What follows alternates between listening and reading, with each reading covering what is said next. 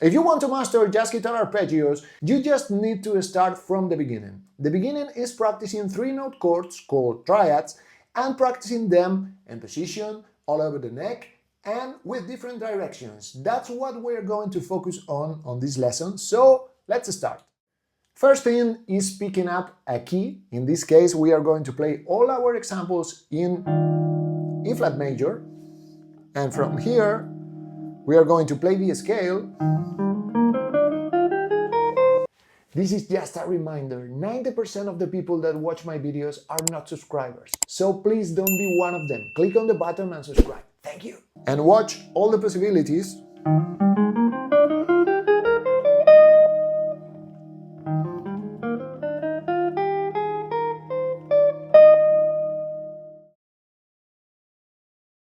Now it's time to find our triads, starting from E major, F minor, G minor, A flat major, B flat major, C minor,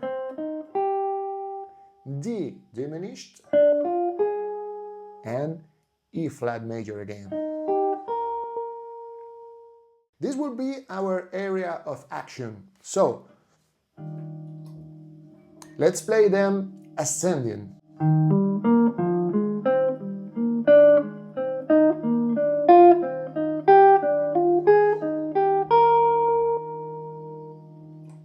It's very predictable, the sound that we are going to achieve, but what happens when we change our first chord? We are playing these examples in E flat, but remember that we got 6 more chords in this tonality, so we can use this phrasing with triads to overimpose our different mode colors. For example, let's try on the 5th, which will be B flat 7.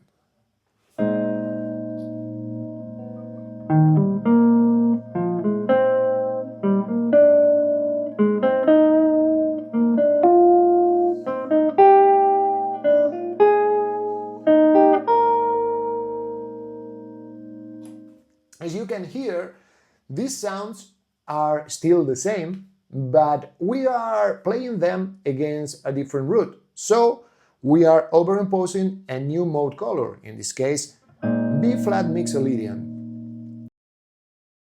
Keeping this, we are going to play exactly the same, but in the other direction, which would be descending. We are going to ascend, but employing a descending pattern. What do I mean by that? Instead of playing ascending, we are descending, but the next chord, will be this. Okay, I'm ascending all over the different triads, but in a descending way. So,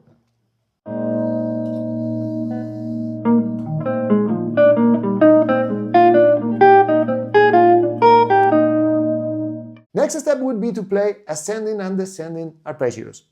In this case, the first one goes up, the second down.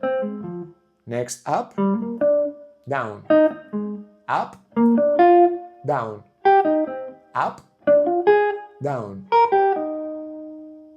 So,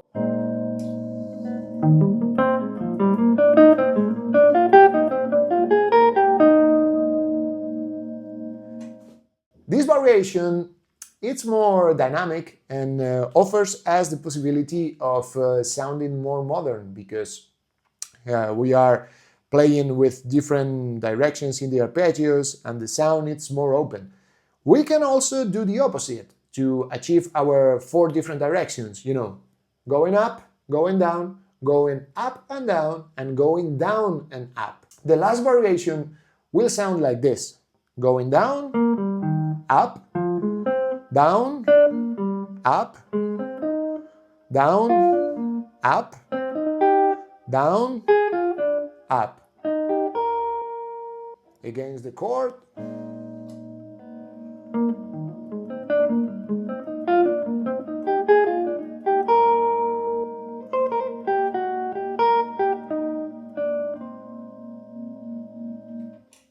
The 4 directions is a really nice approach when playing different devices. For example, in arpeggios it's very useful, when playing scales it's also the same, when playing intervals. So I would recommend that you memorize and start to apply these 4 directions in basically every pattern that you are practicing these days. It will help you a lot to break all the possibilities, and once you hear all the possibilities, you are more prepared to choose which one is the best, or which ones are the best to apply into your own style. When practicing these triads, you should name all of them mentally to know exactly where you are in the scale. This is very helpful when playing over different chord changes, and it's a way to maximize our practice. The next step would be to not only play them locked in position, but move them across the fretboard. For doing that, I recommend this little tip: memorizing the different qualities that supposedly we already know: major, minor, minor, major, minor, diminished, major. All right? So the ability to see a little bit up front of where we are, it's really important to be prepared for the next chord change. Remember, major, 2 minors, 2 majors, 1 minor, 1 diminished. After having practiced in this string group, you have to change to another string group, in this case the middle strings, and from here we have to think major, major, minor, diminished, major, right? And the same in the other direction, we are in major, minor, minor, major. In the first string group, first and second strings, major, minor, minor, major, major, minor, diminished, major. You don't need to play these lines fast. You just need to play slowly and know exactly how you are jumping from one chord to another. And eventually, you can even play the major scale in just one string to help you visualize all the roots we are going to play in the exercise. Here comes the funny part. Now you can play any of those triads against any of the chords in the major scale. So, if we pick up, for example, the second mode, Dorian, we will be sounding like this.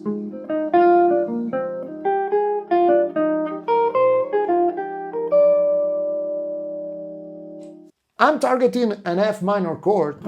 That's the reason why I started my phrases on the A flat. So from the third, all the notes are related with my F minor chord. The final trick would be to add some chromatics here and there. So imagine playing the same triads, but instead of starting on the root, we are going to approach half a step below. So, in this case, it's the major seventh, it's diatonic and at the same time chromatic, but sometimes the note that we are using to approach our target note on the triad, it's not diatonic at all, so it's really fun. So imagine.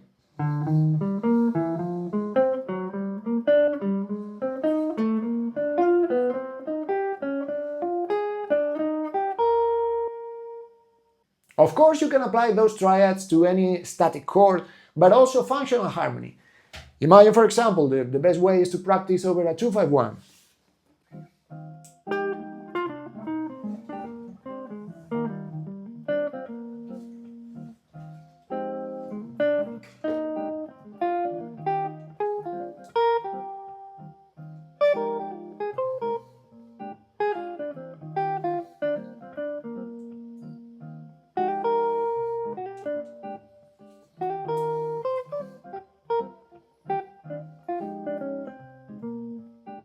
Thank you very much for watching. Hope you enjoyed this video. Remember, you got all the PDFs available on my website for free, so check them. See you in the next chapter.